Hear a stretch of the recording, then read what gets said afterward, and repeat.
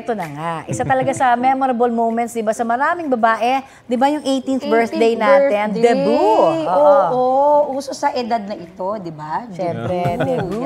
Eto, sa Sariaya, Quezon, nag-trending ang isang debutante dahil sa natanggap niyang regalo.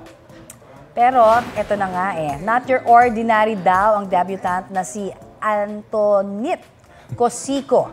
Imbis kasi traditional na 18 candles, 18 roses o 18 gifts, 18 na biik ang natanggap niya sa kanyang birthday. Oh, at may suot pang ribbon at namit ang mga biik na terno sa motif ng party. Meron din sari-saring feeds.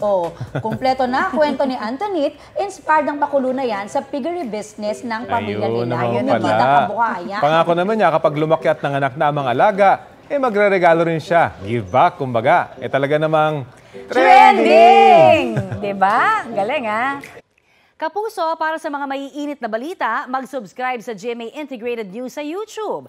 Sa mga kapuso naman abroad, subaybayan nyo kami sa GMA Pinoy TV at sa www.gmanews.tv.